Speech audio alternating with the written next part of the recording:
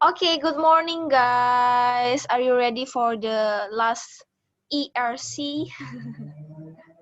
Yeah. Yes. Yeah. Good Okay, morning. so I will share screen our last ERC. This one. Can you see, guys, my screen? Yes. Yes. Okay. So before I jump to the discussion, I want to ask you guys: do you excited, or maybe this kind of text and materials that we read and watch today is quite interesting? Do you think that is quite interesting, or that is make you confused to understand? Both Actually, both. interesting and Both. confusing. Yes. Ah, Yes. Yes. Yes. Yes. Agree. so the difficult one is when we need to differentiate and know the differences between code mixing, code switching, and translanguaging, something like that, right? So we jump to the discussion. I'm as a leader, something that I get in the point in the video and the text, it is about there are some sources that I read and watch. It is talk about code switching, code missing in the PDF text that have been provided. However, there is also talk about translanguaging in the video and the other text from LMS. The main point that I get from the text, it is about how to use code switching and mixing, and also there are also the attitude when we want to use it, code switching and code missing and lexical borrowing and etc. And then beside that, it helps people to communicate effectively. Also there are function on using that. In other sources, it talk about translanguaging, which can be used in the class to get some goals in learning activities. And second, what will we discuss in this group today? First one, the opinion or experiences from each group members, and then key issues from inspector, example from the text, and 3 critical questions by the inspector, and then get to know 5 new words description and the use in other contexts by word wizard. And the last one, the other sources is delivered by connector. Okay, do I motivate your my friends to be ready for discussion? Actually, I think I do not give so much attention because of there is another task in our material. So sometimes I forgot to remember you to do the role, but last night I still remind you to do your role and give your best to do the last IRC. Okay, we jump to the inspector. What key issues are presented in the text? Why are they essential? So the time is yours. Okay, thank you, Frianca. Key issues are presented in the text are code switchings. It is essentials because code switchings or code mixing are the code that sometimes people use within a domains or social situations. For example, they switch and mix the code to a particular participant's solidarity, status, topic, effective functions, and etc.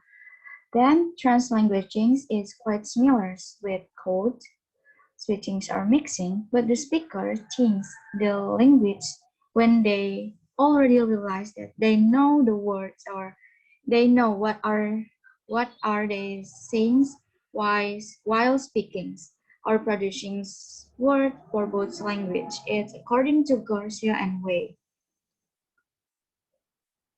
And then how does the examples in the text have explained the issues? The examples in the text help to explain the issues because each topics for code switching or code mixing have brief explanations for the examples. For example, the tag or idiomatic switchings in page 54. There is a very short code switchings used an introductions or a linguistic tag in the other languages. So I just put one examples here. For example, from the text, Tamati,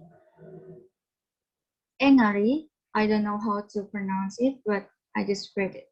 Engari or so. Now we turn to more important matters. So this person switch between Maori and English. And then I put my own example. For example, usually in the class we use bagus or good in English.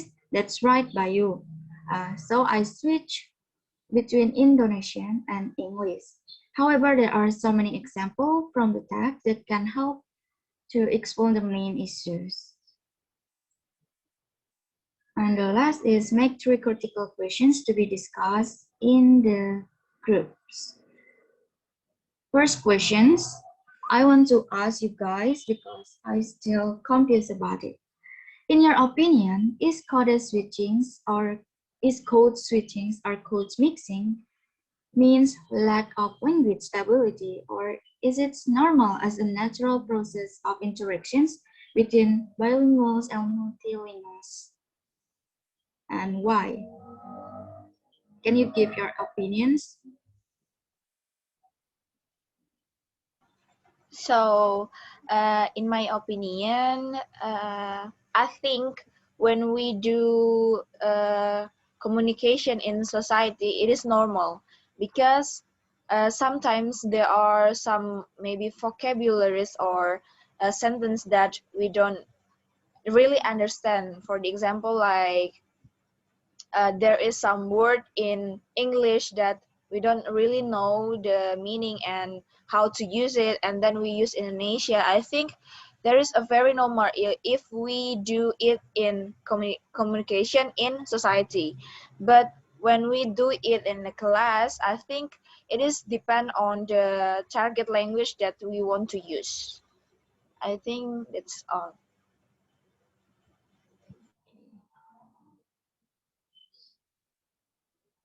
Others' opinions? Or okay. So I think it is about habit. So when you are accustomed, for example, like you speak English in the class and then you listen to English songs, and sometimes when you want to speak Indonesian, then you are thinking the words in English, but saying it in Indonesian, it's needs time. Like you need jeda pause gitu. So I think it is not normal, I guess, like that, because we are Indonesian, so we are actually the first language, right? So we need to be more capable of thinking the words like that. So I think it happens all the time, but I don't think it is normal. Yes, same with Finkas and Cecilia's opinion. I think it is normal, but it depends on the goals of using the language. If it is for what is it, mastering the second language that we want to use, I think it is a bad habit to use the first language as a lexical borrowing, if I, for me. So it is affects your fluency in the second language that you want to use. I think that's my opinion. Okay, thank you guys. Second questions. In the English classroom, teacher usually uses code switchings or mixing to speak with the students or to explain the materials to the students according to the student mother tongues or first language. In your opinion, is it okay for the teacher to use code switchings or mixing in the classroom?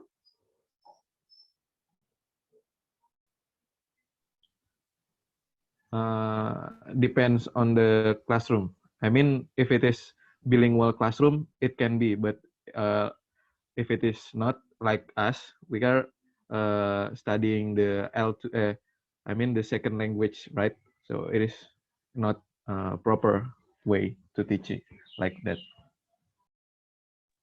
I actually agree with the first statement of Bayu, but I think what we have here in Indonesia, like schools, when you say bilingual schools, it means that you are only allowed to speak English, like you must to speak English like that. But in our area, like education area, perhaps it can be called translanguaging, and I think it is normal, and it is good if you want to use different languages.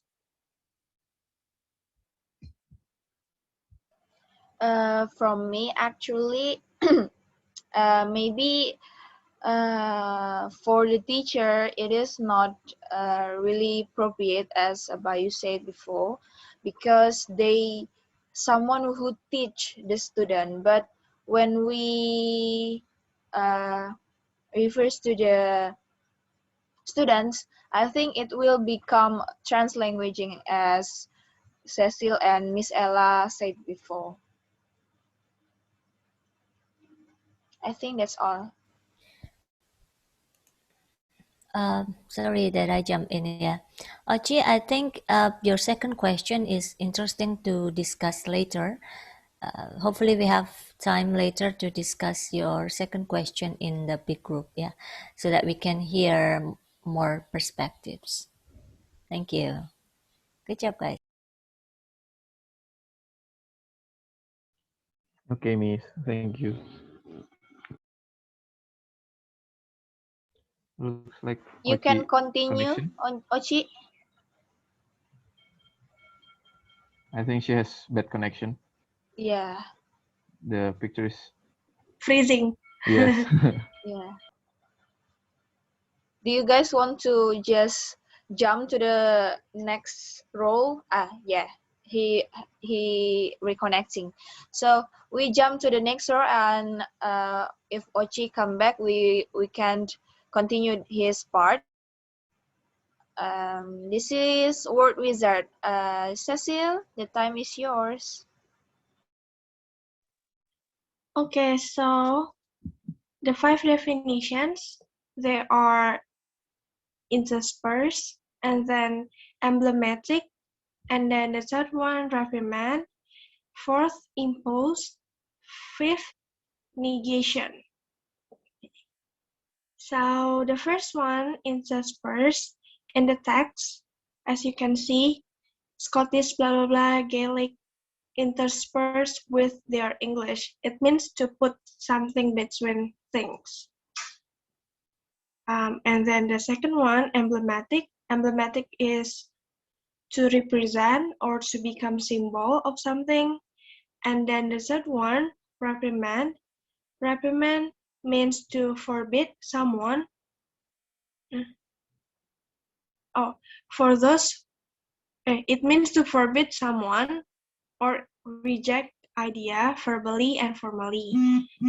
And then impose we have here, it means to tell new regulation and rules, or to convince someone to have same thoughts as you, or to make someone do something. And then the last one,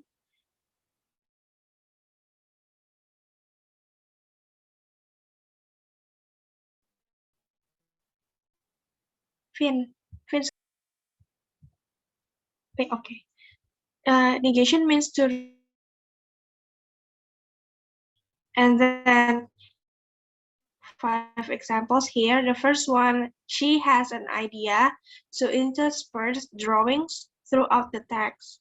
And then the second one, the snake is emblematic of the Slytherin's cunning character. Third one, the cook's helpers were facing severe reprimand. Fourth, I needed to break free from the limits imposed by my own fear of failure. And then the last one, also such facts and evidences are proven as negations against him. That's all. Okay, thank you, Cecil. Ochi, are you here? Yes, sorry Okay. for the question. We will continue Ochi's role first and we jump to Bayu's. Okay, guys. So the last question, Ochi, time is yours. Thank you. Okay, last questions. As an English learners, have you ever had experience in the use of code switchings or code mixing? How is it? And then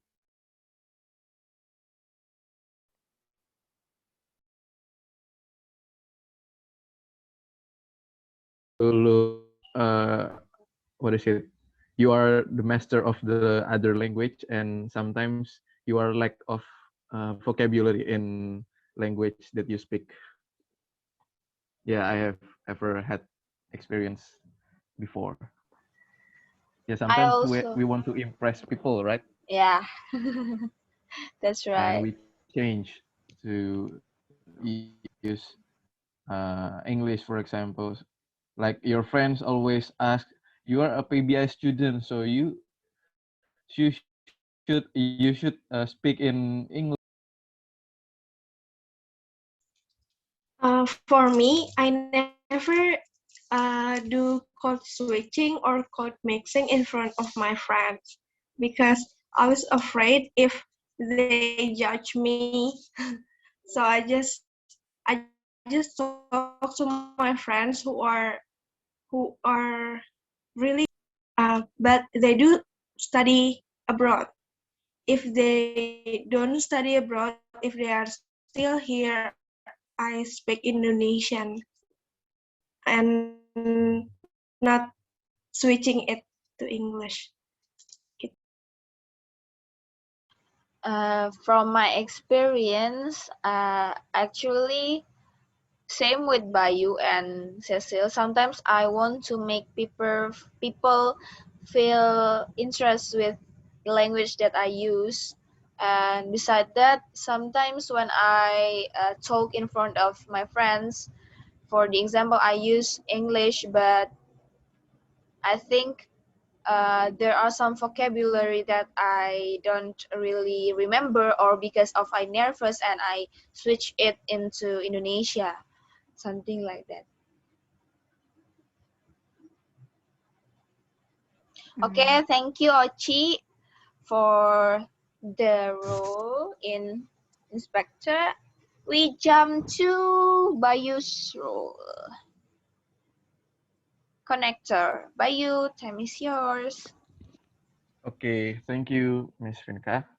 So, what other sources are relevant with the text, and how are they relevant?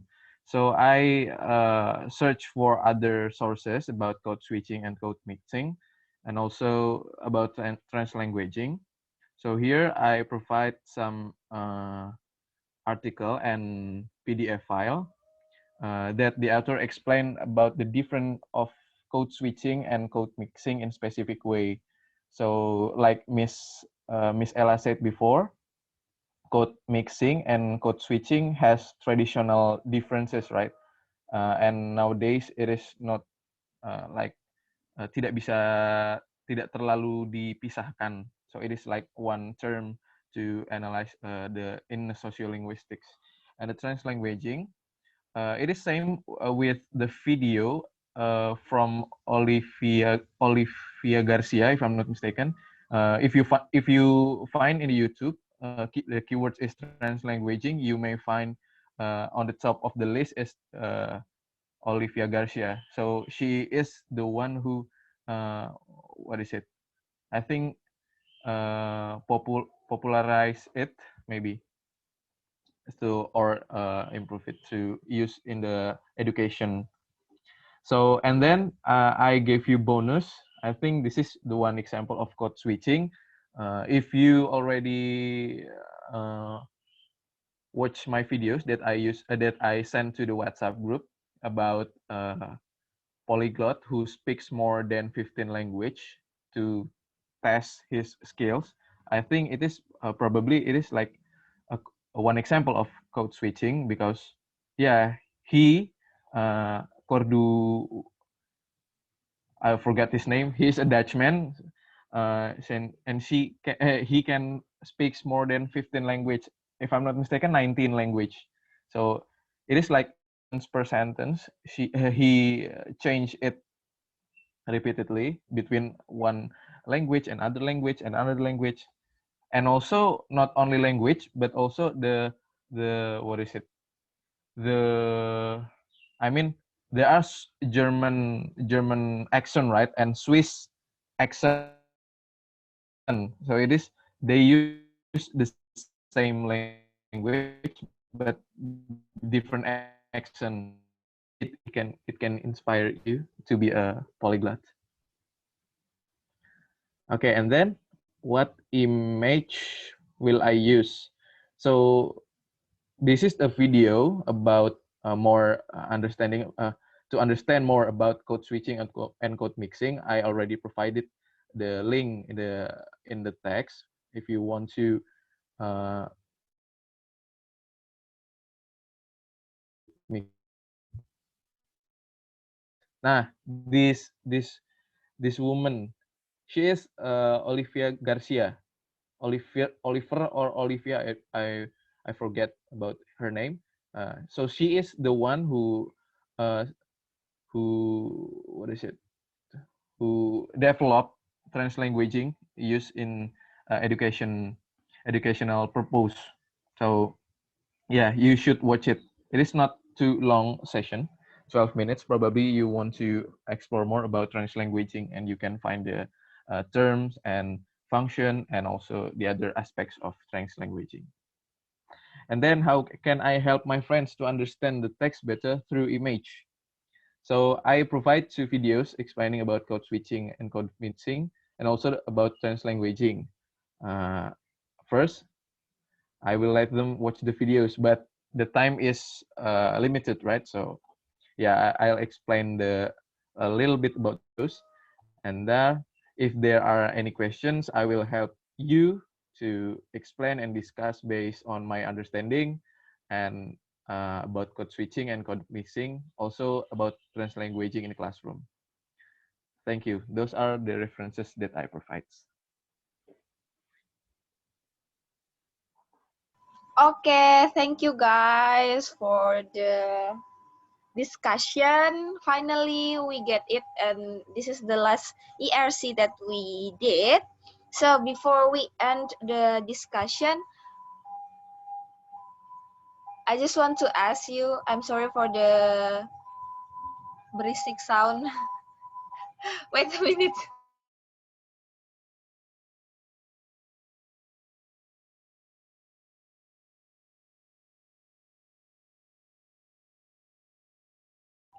Okay.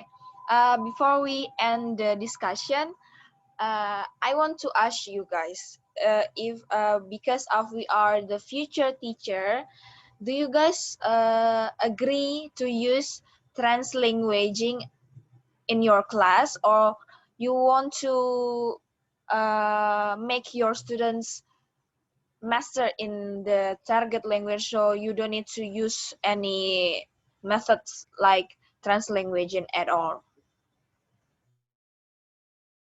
I guess it depends on the school and depends on the level of the students. If I happen to teach schools from international school and then in bilingual classes, I will probably use 100% English like that. But if the school is not international and it is not obligatory, like bilingual, I will use translanguaging like that. Thank you, Cecil. How about Bayu? Yes, same with Cecil. It depends on the school that I work in there. So based on the school regulation, if they want me to use those what is it, those approaches, those pedagogy approaches in teaching the language. But I think uh, international school said they are bilingual, right? But Cecil said that they speak 100% English in classroom, so I don't see bilingual classroom here. I mean, bilingual is like you use two different language in one in classroom, right? I mean the combination or what? I cannot imagine. Can you help me, Cecil? So when my friends, he was studying in BPK Penabur, and Hmm. then he was in bilingual class, and all the teachers and all the subjects are in English. So Hmm. they are not allowed to speak Indonesian. I don't know why the name is bilingual, but it's like full English like that. And it also happens nowadays with my cousins. When she is in bilingual class, then she must speak English like that. Yeah, I think I don't see different between our class in ordinary school, right? Sometimes our English teacher ask us to not to speak in Bahasa Indonesia. I mean, in the Yeah. English lesson, you should speak 100% English, right? So I Yeah. don't see the difference between Mm. the bilingual classroom and the ordinary classroom, English ordinary Oh, classroom. okay, okay. Yeah, I think like we that. can ask it to when we done the breakout rooms. Okay, last one. Mm. Ochi, can you share your opinion? For in my opinions, I agree with Bayu and Cecil when they said that it depends on the school and the levels. But just like what Miss Ella have said before, translanguaging students are allowed to use all language in the class in order to get the target language. For example, when our teacher using Indonesia language just to make sure that we understand what she or he have said. Uh, I mean like in bilingual class, when our first language is Indonesian and our second language is English, then the teachers explains about the interactions and she or he thinks that we don't get what he have said. And then he said again in Indonesian in order to make us understand the interactions. I think that's all. Okay, thank you guys for the cooperative discussion. So I will end the recording.